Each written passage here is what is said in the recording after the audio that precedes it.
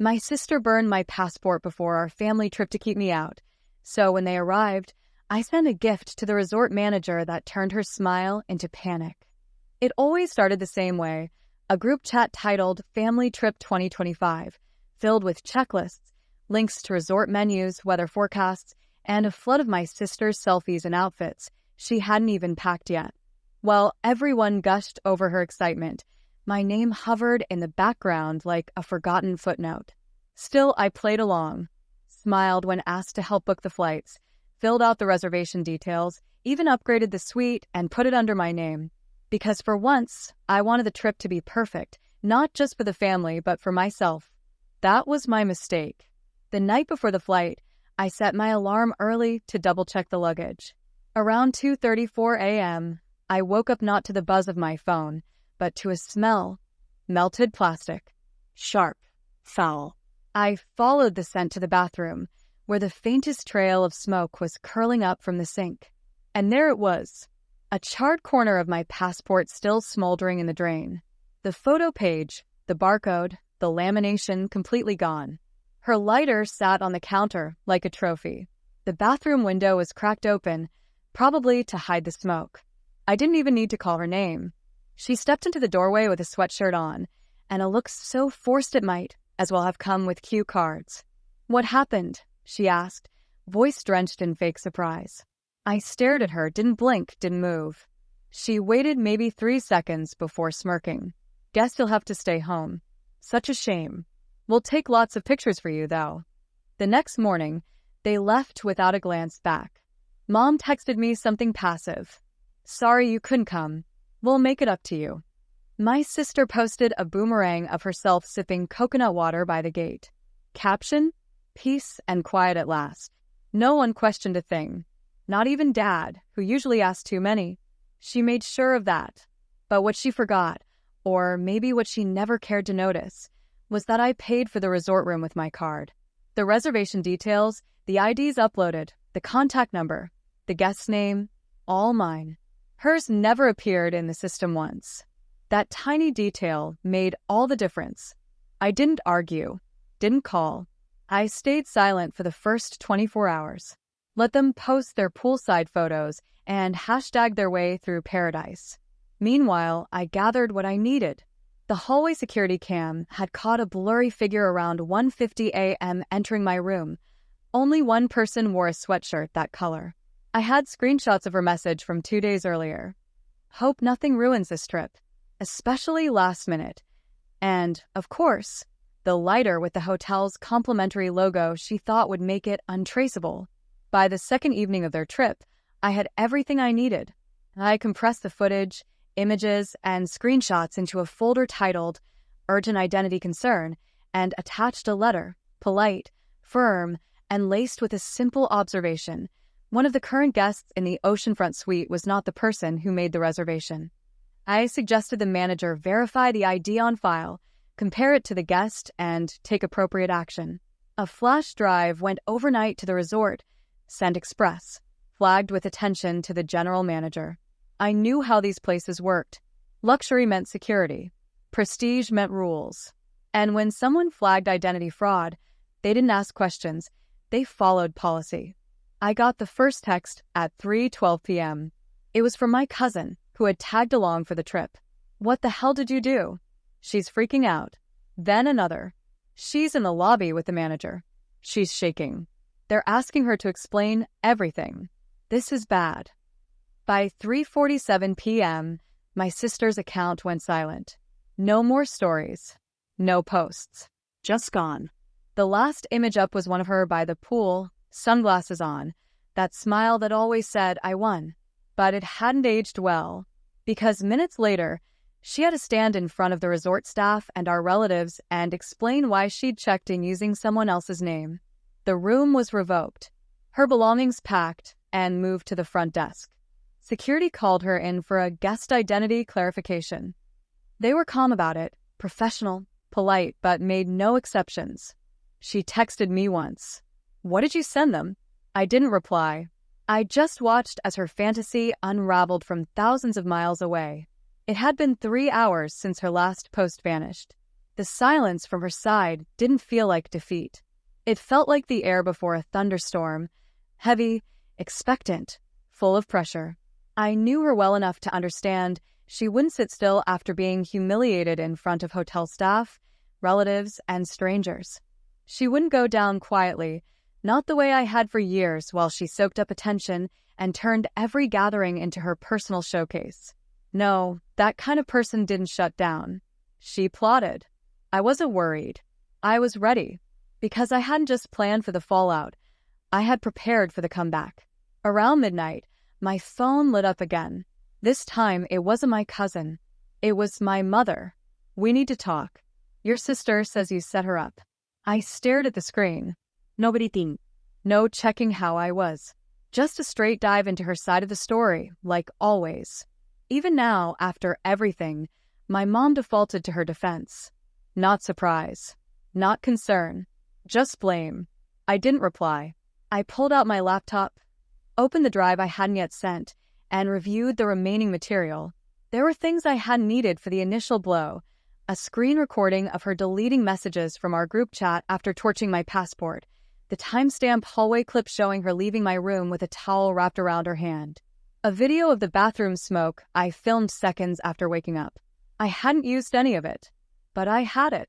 10 minutes later, my dad texted. "Did something happen between you two? Your mom said you sent a letter to the hotel." That was it. That was how he phrased it. Not "why did your sister sabotage your trip?" Or "are you okay after missing everything you helped plan?" No, just a soft question wrapped in avoidance, like they were still trying to keep the family boat from rocking too hard. She was still controlling the narrative. Even after being called out, she found a way to flip the spotlight. And just like before, the adults fell in line behind her. I leaned back and thought about what I really wanted. Revenge was easy, but I wanted her stripped of control. I didn't want to hurt her. I wanted her to be exposed. Not to me, I already knew who she was, but to everyone else she manipulated so effortlessly.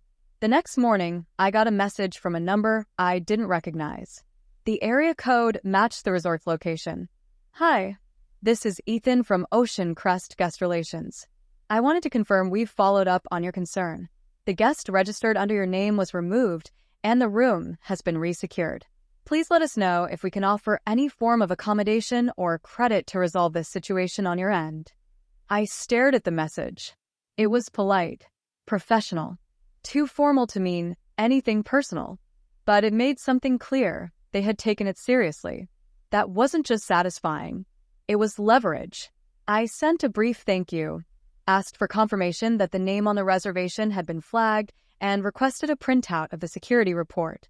Not because I needed it right now, but because if she tried to twist the story back home, I wanted more than texts and screenshots. I wanted black and white proof with a company letterhead. By noon, my cousin finally broke radio silence again. "She's not talking to anyone." Dad tried to calm her down. She screamed at him in the lobby. They ended up switching hotels. There it was. She had gone from smug to spiraling. I could picture her, pacing, red-faced, snapping at anyone who dared make eye contact. Because without the illusion of being in control, she didn't know who she was. She relied on admiration, on applause. She didn't know how to operate without it. The resort had been her stage, and I had closed the curtains on her act. But I wasn't finished. That night, I called the resort directly. I asked for Ethan, told him who I was. I wasn't aggressive. I was calm, clear. I thanked him for handling the matter discreetly, but I had one last question. Had anyone else tried to use my name or rebook the same suite? He hesitated, then responded carefully. There was an attempt to re-enter the system using the same guest's name, but it was blocked. We were informed the guest had no remaining authorization. That confirmed what I suspected. She wasn't just embarrassed. She was trying to get her control back, probably using my details again, trying to reinsert herself into the reservation, maybe even bribing a staff member to let her reclaim the room. She wasn't just embarrassed. She was desperate. I ended the call with a polite goodbye and sat with the quiet for a moment. The house was still. No one had spoken to me in person since they left. I hadn't heard my mom's voice, hadn't gotten an apology. hadn't even received a direct message from my sister. But the silence was louder than anything she could have said, because it meant they were all struggling to understand how their background character had managed to seize control of the whole story. Later that evening, a new post went up, not from her, but from my aunt. Family vacation drama. Some people need to grow up. No names, no tags. But I knew exactly who it was aimed at. They were circling the wagons, trying to paint me as the problem, pretending they didn't know the truth. So I made a decision. I uploaded one video clip. Just one. It showed the smoke curling up from the sink drain. I didn't say anything in the video. I didn't even appear in it. The caption read, "When your passport goes missing the night before the flight, and you're told it's just bad luck." Within 2 hours, the comments flooded in. Friends asked what happened. A few old classmates offered sympathy. Strangers shared their own stories of sabotage from siblings.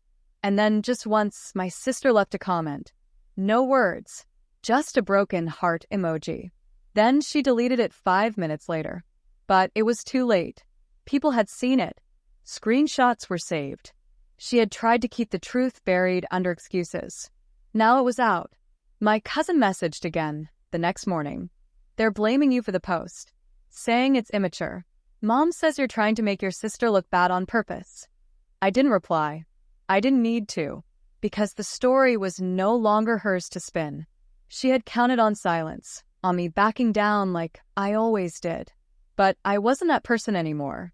I wasn't afraid of being the problem in the family. I was just tired of being invisible.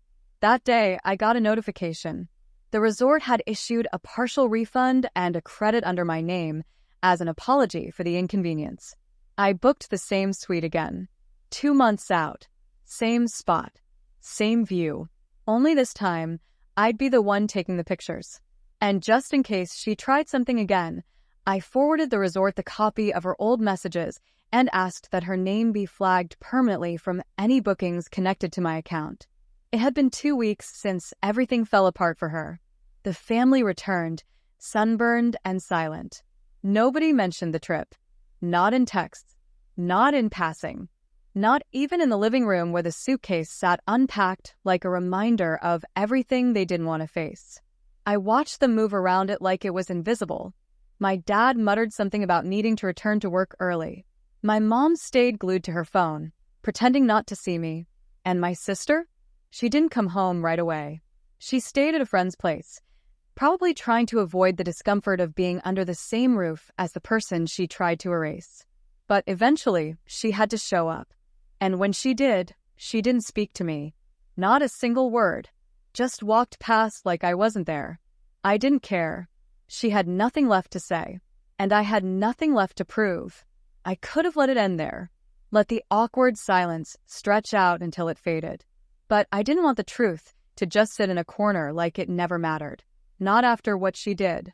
Not after the way she spun the story behind my back. So I printed out everything, screenshots, video stills, the confirmation letter from the resort, and the refund invoice that listed my name as the rightful guest. I stapled it into a single document, left it on the kitchen table. No note. No explanation. Just the facts. Let them read it or ignore it, I didn't care. I wasn't going to argue with people who had made up their minds before ever asking questions. The next morning, I came downstairs to find the packet gone. My mom was at the counter, sipping tea like nothing had happened, but I caught the slight shift in her expression when I walked by. A flicker of guilt. That was new. She didn't say anything. Neither did I. But it was enough. My sister kept her distance. She stopped tagging family in her posts. Stopped using the group chat. And she didn't try to explain herself. Not to me. Not to anyone. Maybe because she finally understood that no version of her story would erase what I'd already shown them. Or maybe because, deep down, she knew she went too far this time. I wasn't interested in punishing her anymore. She had already burned her own reputation worse than she ever burned my passport. And nothing she said now could undo that. A week passed. Then another. The atmosphere in the house settled into something new. Not peace, but clarity. Everyone knew where things stood. No more pretending. No more covering for her. That's when the letter came. It was handwritten, folded twice, slipped under my door one afternoon while I was on a call. No name on the outside, but I knew the handwriting. Clean, sharp, always a little too neat. Hers. Inside, it read, "I was wrong. I shouldn't have done it. I didn't think you'd do anything about it, and that's on me. I thought I could control the story, like always. I didn't realize how much it would cost until it was too late. I don't expect you to forgive me, and I'm not asking you to forget it. But I wanted to say I know what I did, and I know why you did what you did. That's all." No excuses. No fake apology layered with blame. Just acknowledgement. For once, she wasn't trying to rewrite history. I didn't respond. I didn't need to. Her words weren't for me. They were for herself. A small attempt at facing what she'd avoided all along. And that was enough.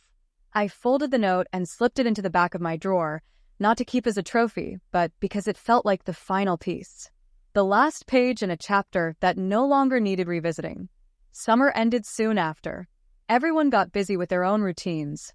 Work. School. Schedules returned to normal. But the shift stayed. The next family dinner was quiet, polite. She didn't try to dominate the conversation. My parents asked me direct questions for once. My name didn't fade into the background. It was subtle, but I noticed. And when the next vacation came up, some weekend cabin plan for the fall, I didn't say anything. I didn't offer to help. Didn't volunteer. To book anything. I waited. This time they came to me. My dad asked me to handle the reservations. My mom sent me her passport to upload. And my sister? She just nodded when my name was listed first on the itinerary. No eye roll. No fake green. Just a quiet agreement. I booked it. Everything under my name. And when the confirmation email arrived, I didn't feel triumphant. I felt steady and solid.